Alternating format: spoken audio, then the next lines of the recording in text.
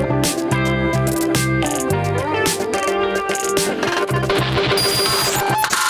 welcome to Glitch Please, the show where we talk all about video games. I'm Brian, your host. I'm Ben. I'm Gus. So the holidays are over. Yay! Yes, they're over. We're back to work. But that kind of brings up, what would you like to play?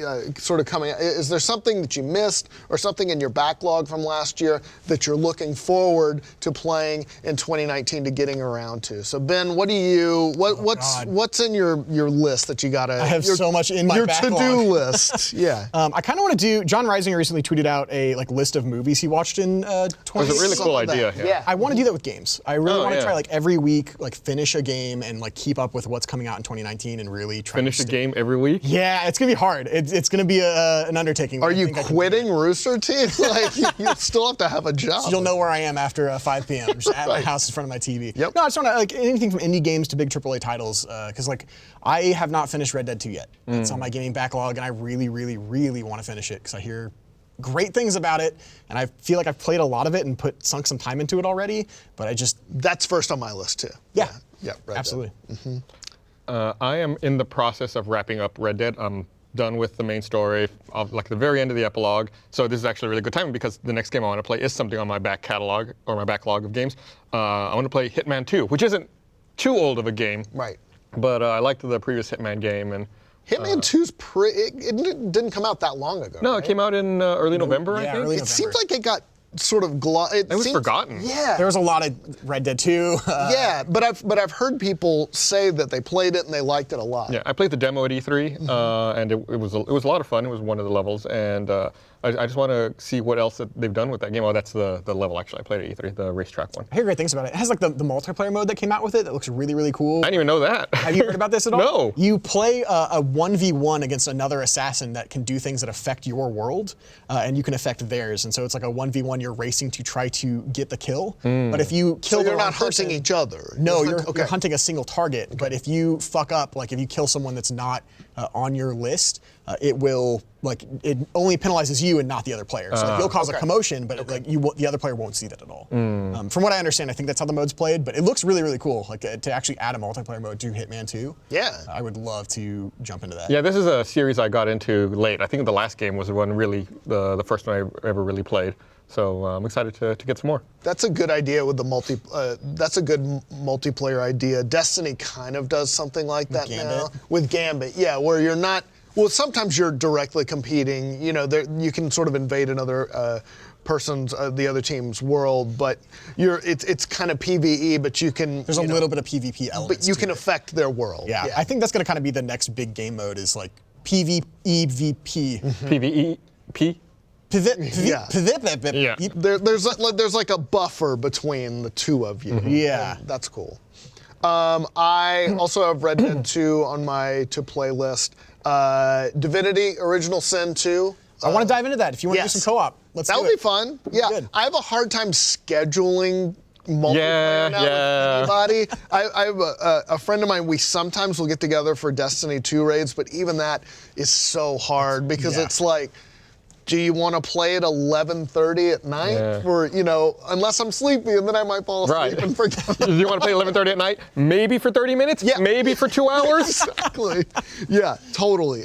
So I do want to, but even single player, it seems like it would be a lot of fun. Yeah.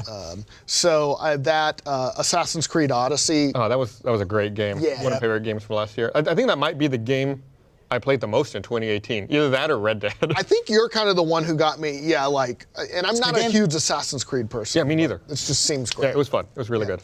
And my last is Into the Breach. Oh, that's also a great one. I got it on Switch. I love tactical games, strategy. So it looks like I haven't gotten an Advance Wars in a long time, and Fire Emblem still isn't out yet for Switch. This feels like it's going to scratch that itch for me. Yeah, I really also want to dive back into Moonlighter. That came out, I think, May of 2018. I think so. It's like an indie game where you play as a merchant who goes dungeon diving for loot and whatnot. Like you kill. Like stocking your store? Yeah. So you go in and you like kill creatures, you pick up a bunch of loot, and you have to kind of like manage your inventory. And then at any time for a fee, you can pay this like pendant to go back to the main town, and then you can stock up your store and like open your store up to people to come in and like buy things, and you can then gauge like how well you're selling items. So you'll see one item, like if someone walks up and like gold coins light up in their eyes, you know that you set the price too low. If they get grumpy, then you know that you've set the price too high. And you can like set prices too high enough that people will just leave your store and never come back. It's really cool. It's this mix of like a shop, like sim meets like Zelda dungeon crawl. And there's It feels like all the work of being a small business owner with none of the reward. You have to struggle to pay your health care. I mean, that's, Yeah. but it has, All like, the hours you put in. it has like upgrade like aspects to it where you can go into the town. oh my God, you really do man the store at day and go to dungeons at night. When Exactly. do you sleep? Yeah. You don't. You wake up at noon, you open your shop for 6 hours, you go into the dungeon until 2 a.m. and it's just a loop. All that's missing is his resentful family. They need. Well, that's the whole story apparently, is you're trying to find your family that were dungeon divers and open them in the store. Are they still in the dungeon? So apparently, that's kind of like what I've gleaned from it. I've played a very little bit of it. I feel like I missed this game entirely. This seems awesome. It's cool. It's on the Switch. So it's a great portable game. It's on Xbox. It's Love on that PS4. art style. Yeah. It's a cool, you can go in and like there are different types of weapons. There's gauntlets, there's spears. You can open up like a whole blacksmith to then like level up everything and get different weapons. There's this potion master. There's an NPC that basically is like a competing merchant who will sell items as nice. well. So you can go to him, buy items, and then go like ramp up the prices and sell them at your own store. So there's like this town management sim meets like dungeon crawl. Like Zelda. Those look like Zelda levels. Is there a giant conglomerate megacore business that comes in and undercuts all your prices? You and find out drives you out of town? you're a part of Stardew at the end of the Right, series. yeah. And then at the end of every dungeon is like a huge boss that you fight. There's 5 dungeons, and I think you have to complete 4 of them to unlock the main 5th dungeon. And I'm sure you get like major loot from killing the boss. I love Little Shop of Horrors. Feed it a little blood, and things get out of control. It seems like a really cool indie game. I'm sure I'll be playing it for a while. That's cool. Yeah, Great. It's been on my list for a while. What else am I looking forward to? I want to play. I talked about this before, but Dragon Ball Fighters. I missed that completely last year. It just looks fun, and I love Dragon Ball Z. So It's a polished fighter. Try it. Yeah. I also missed Just Cause 4. Again, that's a fairly yeah. recent one. That just came out like a month ago. I don't think I bought that. It's like not even in my Right. Steam list. Like Right. it's been totally off my radar. I need to get to it. Far Cry as well. I need to jump into. Oh, that's fun. Yeah, I hear it's really, really good. I hear it's a lot of fun. It's been, the last 2 years there've been so much stuff, but I feel like the quality's been pretty good. Like it's just been a lot of stuff that's worth playing, but just you don't have the time. We're in that mature console cycle Yes. when it comes Yes. to console games, where people know what they're doing, developers know what they're doing, they know how to get performance out of it. Yep. You're really getting mature titles on the console front, and on PC, it's PC games. Always. Something that did really well in 2018 that I just kind of like flew under my radar, PSVR. I really want to dive into PSVR because Moss came out, Astrobot is great apparently. It's like Super Mario 64 for the PSVR era. There's Tetris Effect? Tetris Effect. 0 Hour apparently is Rainbow Six Siege, but the PSVR version where you're yelling at your friends and actually have like a gun in your hands trying to coordinate a 4v4 multiplayer match.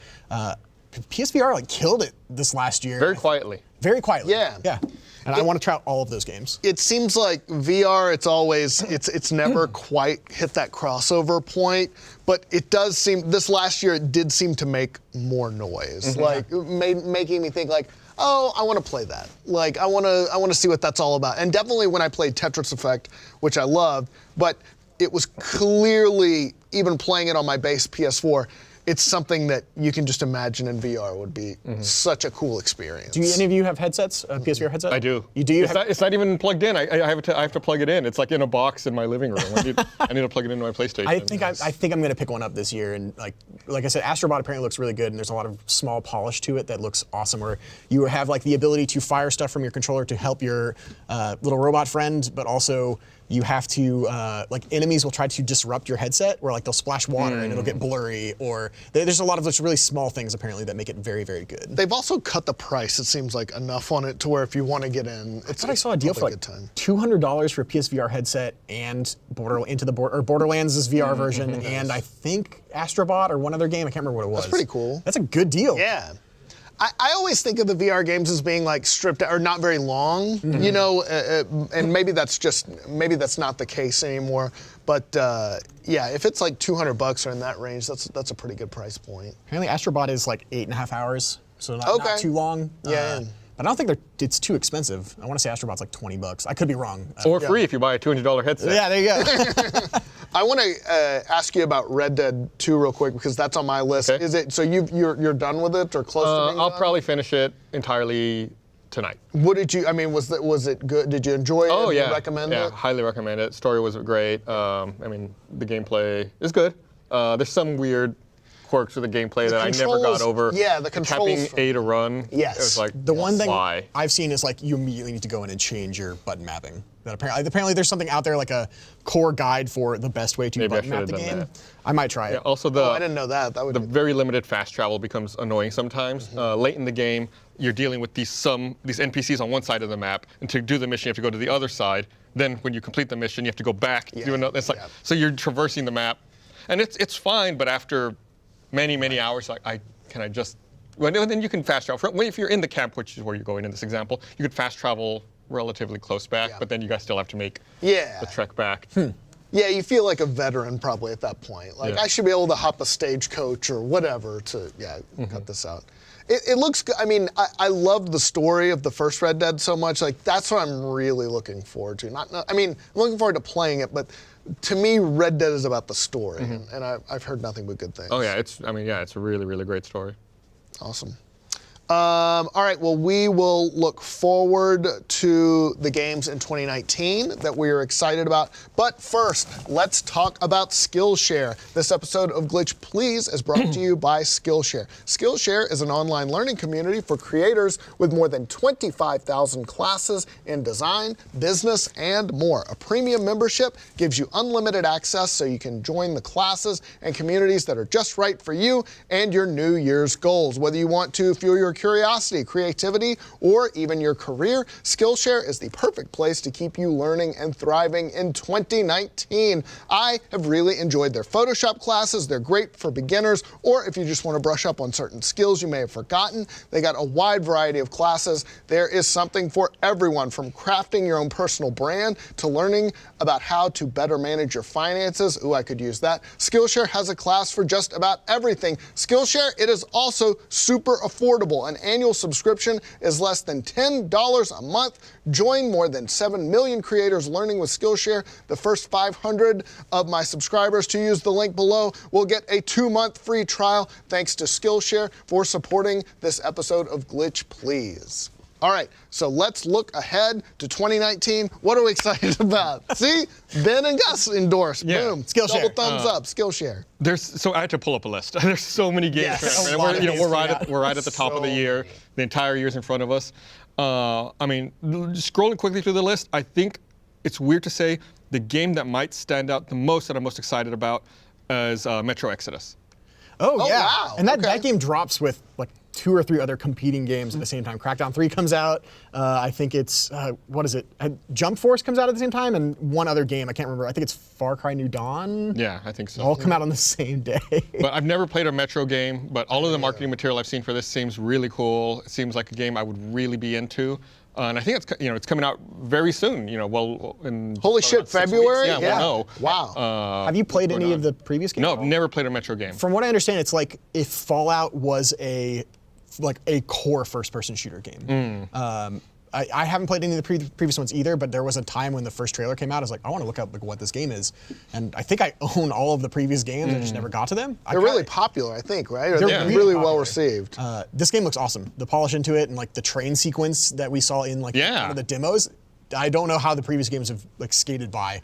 Out of what I want to play, I would definitely like to play this game. Yeah, and it looks gorgeous. I mean, Yeah, absolutely that jaw-dropping. setting is so cool. And they've kind of done something, a new spin on the whole sort of frozen, wintry landscape. Yeah, you just reminded me of this. Yeah, and it's coming out February. so soon. Yeah. So many games to play. January has a lot of games even just toward the last half. Like Kingdom Hearts 3 is going to come out. Yes.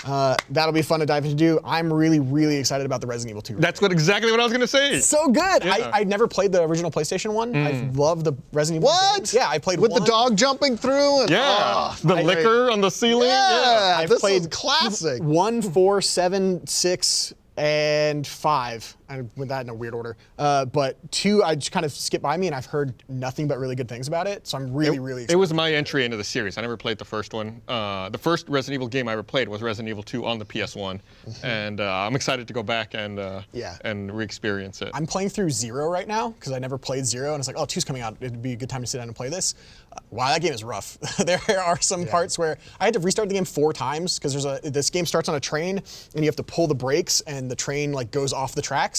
Apparently, there's a bug on Xbox One where when you pull that, the game just freezes and your Xbox fully resets. Ooh. It's like an bad OS bug. level. It's an OS level bug. I don't know what's going on with it. So I finally restarted on PC, and game's pretty rough for an older game, but 2 looks so polished. They've like changed a few things up. Apparently, fans are upset because they changed some of Leon's backstory. Oh, really? Originally on the PlayStation, it was he was really upset because he broke up with his girlfriend, so he had like a binge night where he just drank all night, woke up late for work, and then showed up to a zombie apocalypse. And in this one, it's just like Leon showed up late to work. They got rid of his girlfriend, and I guess now the zombie apocalypse is happening. Come on. Yeah, we've all been there. You drink too much, zombies. Right. Well, yeah, aside from the zombie apocalypse, I can totally relate to the rest of that. Yeah, I'm stoked about that. Oh, it's gonna be so good. I love Kingdom Hearts. It's big and messy and crazy, but something about that series just strikes a chord with me, and all the new worlds look amazing. They've clearly put a lot of time into it, so I don't know. It's just fun. I also like the Kingdom Hearts gameplay, and just the boss battles are always like super epic, and I'm very interested to see how they wrap this story up. Is this going to be a wrap-up? Well, of the Xehanort sort of arc, Okay. I believe. I could be wrong, but I think that's what it's supposed to wrap up. I don't know if I want to live in a world that's going to have another trilogy of Kingdom Hearts over the next 20 years. 20 years, you're being optimistic, aren't you? You're a little bit. No, we will not live to see the culmination if they start another one. It's I can't believe this. Like the year is already off to a quick start, and also new Super Mario Brothers U is being ported to the Switch in just like a week or so. It's Very soon. Yeah, very. January By the time you 11th, I watch think. this, it might be out already. But I remember the new Super Mario Brothers line. I think is really fun. Just sort of going back to the side-scrolling, the 2D roots. I remember There's some fun multiplayer modes in the 3DS versions. Yeah. Yes, and you can, if you have a group of people, like really fun, like party experience, and just, it's like you can go back and like, oh, Super Mario was so much fun, but you can get it with updated graphics, and it looks really nice, and some really fun, just platforming sections, and then they put new bells and whistles in there, and so. That'll be fun. It'll be fun just to pick Great up for on the Switch and bring to a friend's house and sit down and you can play through a few levels and try it out. Totally. And like so many of these Wii U games, like they were good. They didn't get a huge audience because it was on the Wii U, which unfortunately didn't do that great. So I'm glad they're completely bringing it forgot to that Switch. this is where Bowsette originated Yep. from. Thank you, Super. I gotta buy the game now. That's right. So yeah. Yeah, Anthem's also coming out in February. Yep, I think it comes out like the week after It's coming out Metro. in February? Yeah. Yeah. For some reason I thought in March. And Crackdown 3, like we said also, right around the same time. I'm very interested to see how those 2 games are going to go because Crackdown 3 has been in development forever. For a long time. And like I mentioned, I picked up Xbox Games Pass for a year, just like on a deal for like $40, I think. So I'll have access to. I think I already have Crackdown 3 downloaded onto my Xbox. Just whenever it launches, it'll be interesting to dive into and see how that goes. I'm a little bit. It's wary on the game. Yeah, I don't know. It's gone through a lot. It's gone through a interesting development process, to say the least. To me, it looks like it's stuck somewhere between like a entry Xbox One game when the Xbox One originally came out, and like where we are now, which could be a really, really fun game. I don't know how I feel about it. I'm conflicted. I hope it's good because Right. I want the Xbox One to get a really cool kind of breakthrough game that maybe helps it, it sort of brings it back because they've been hurting in the exclusives department. Forza Horizon 4, I think, was was a nice one last year, but after that, it was the cupboard was a little bare. So I'm really pulling for Crackdown 3. In the end, it's best for all gamers Yes. if all multiple platforms have good exclusives Yes. Right. that can push the other side to continue to develop as well. Absolutely. Yeah. I do love that they've been throwing Terry Crews at that game, though. Yeah. He's a great fit for it. Yeah. Anthem 2, I want to see what it's about, and BioWare clearly is, really needs this to do well. Yeah, I mean, I have really high hopes for that game. Me too. And I hope it delivers because we got Mass Effect Andromeda because of it in my mind. Yeah. It to me, it still seems like Destiny-ish / Warframe-ish. So I feel like we still don't know enough. Yeah, We're still so close to release, and we haven't really been hit by Which extreme amount of detail. worries me a little bit. The game has a demo that's coming out at the end of January. So I think that's when gamers will really be able to tell how well the game's going to do. Just that we haven't seen a lot of gameplay outside of like a very small E3 presence. It worries me a little bit. It could be they wanted to get through this holiday rush and not compete against games that were coming out for the holidays, and now it's supposedly typically a little slower this time of year, but it isn't this year for some reason. No, not at all. If it's anything like Destiny, this thing will get its hooks in me, and I want an Iron Man style Destiny. Yeah. It's so cool. I like the concept of just exosuits, just like as a concept independent of this game. So I hope they pull it off well, because like you said, the sort of to get to be like an Iron Man type character. The world kind of reminds me of, did you ever play Blue Planet by Capcom? No. It's like you are a soldier in a world full of like basically monsters and whatnot. Yeah, and I vaguely remember. there's like, you had like a hook shot and you had to kind of traverse around these monsters. This reminds me of like the post-apocalyptic version of that game, because it was all ice caps and everything. It just looks like humanity has figured out how to create exosuits. You're gonna suit up and take on these huge giant creatures together, which like I said, if they do it anything like how Destiny's like raids and everything have gone, I'm all in. But we'll see. It'll be fun.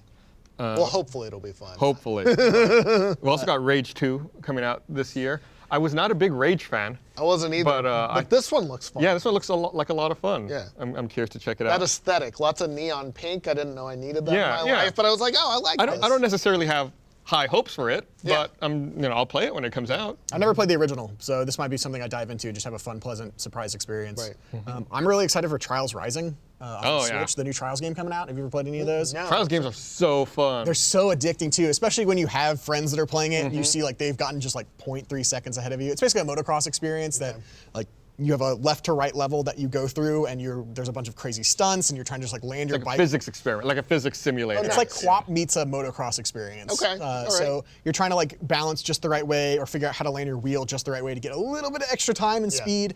And once you get to some of the later levels, it's like you pull your hair out levels of difficulty. Right. But it's fun to see a friend that has like 0.5 seconds, I can beat that, and then you like message them and like, hey, check your records. Yeah, it's a lot of fun. Those games are really great, and they've been around for a while now. They've had quite a few of them. They had what was the original like 360 Summer of Arcade one, and then I think they've had 3 more since then, and this is the 4th. Oh wow. Yeah, it's fun. That's what the gameplay is like. It's very, very addicting. We've also got Days Gone coming out this year. When does that come supposedly. out? I Is there a think release it's still date? 2019. That's the biker zombie game, right? Freakers. Oh, Freakers. Excuse me. April 26th. Okay, wow, yeah, that's really soon. The first half of this month is like, or this year is, I feel like, really heavily loaded. Yeah. But I feel like we don't have a lot of information for release dates for later in the year, which is pretty typical. Yeah. Kind of fuzzy. Yeah. I have a feeling like it's just every month we're going to be hit with, oh, that's coming out next month? And- oh man, and- that's coming out next month. And some of these will get delayed. Like some of these, they'll either get pushed to, maybe later in the year or maybe to 2020. I think the ones we've said so far are probably pretty that's firm. right. No, I that's hope right. Days Gone does not get delayed, because they would just kind of suck for them. Yeah. They've had that out for a while. I'm super looking forward to Sekiro Shadows Die Twice. Given the pedigree, it's Miyazaki. I'm all on board. Yeah, and they're working on 2 other unannounced games. Yep. I think they say they have 3.5 projects they're working on. And they're like, we're not going to say anything about them because we got a ready. brand new game. We need you to focus on this coming out in March. I think it's coming in March. But It's soon, yeah. Yeah. I can't wait to play this, and then I hope after this that one of those is Bloodborne 2. I would love for that to happen. I feel like I could safely place my money on a bet that it will be Bloodborne 2. One of those 2 games will be Bloodborne 2. We'll see though. But didn't they say they're done with the Dark Souls franchise? I think so. I think Miyazaki said that. But I wouldn't. it doesn't surprise me that they're being quiet right now because they have a new product that they work really hard on that they want to push. Yeah. Also coming out around the same time, Devil May Cry 5 is going to come out, I think, in March. That one looks really interesting. I really enjoyed the remake that they did in terms of gameplay. I wasn't a big fan of 4 when you were playing like as Nero with the fist, and like I know that game's all about like juggling combos and getting the right like letter grade at the end of a level. If they could like mash the 2 of those to be like kind of this hack and slash style of game for what 5 looks like it's going to be, I will definitely be picking that up in March. There's another one that I believe is coming to the Switch, Slay the Spire. That's been out for a while, I think, right? Yeah, it's been Steam? on, I think it's still in early access, or it just came out of early access, but it's like a card building roguelike game. Oh, you have my interest. Yeah, or deck building rather, but it's got, sort of combining that roguelike RPG with a card game. I've heard a few people say it's a lot of fun. It seems like the type of game that would be very suited for the Switch. So hoping that, yeah, this game looks right up my alley. Yeah. It's been doing really well on Steam, and the people I know who have played it are totally addicted to it. So definitely a good call to bring that to the Switch, and also a good. There's been a lot of signs, I think. I mean, we know the Switch is doing well, but I like seeing everyone sort of jump on board, like that Blizzard put Diablo 3 on it. People are starting, like Doom Eternal is going to release simultaneously on the Switch, along with the other consoles. Yeah, it's in early access right now. It comes out January 23rd, like officially out of early access for PC, and then it says Q1, Q2 for 2019 for Switch. Yeah, so just a little something to look forward to. Like it seems like a nice, like a side game. I think maybe not your main one, but all 3 of us really like roguelikes and Hearthstone. Yeah, so it's like, that's right, Hearthstone players. Yeah, we're all. This is aimed directly at us. You can buy packs. I don't know that for sure. If you can, I'm dead. I'm done. And I think the last game that's really on my radar, which supposedly is coming out in August, is Shenmue 3. The crowdfunded one. Yeah, we'll see. I'm super skeptical. Yep. But I mean. Are you a backer? No, no, I'm not a backer. I definitely had my doubts about that game and about its development. I've seen 1 and 2 on sale, and I've never played any of those games. Is this something you think I should jump into? I don't know that it would hold up. I don't know if it's the kind of game you can go back and play. It's about like what's it about? Like you're a Japanese. You're a teenager. You're that guy, right? Yeah. And you're looking for the people who murdered your father. Okay. I know they're not the same, but in my mind, I always get it confused with Yakuza. Yeah. Like and I know they're not the same, but in my mind, they sort of get, From what I understand, they're very similar, but Yakuza goes a little more the goofy route. Like you can manage a hotel with a chicken or something like that in Yakuza, but this is a little more. There's a lot of mini games that do really cool things, and like you can get a part-time job. Yeah, you can drive a forklift and work at a dog. It's like, oh my God, am I really doing this for fun? Right. I could do this in real life and make extra money if I wanted. Yeah, I thought about jumping into it and playing it. We'll see. I don't know if it would hold up. I mean, I liked the first games when they came out. I probably haven't played them since they came out.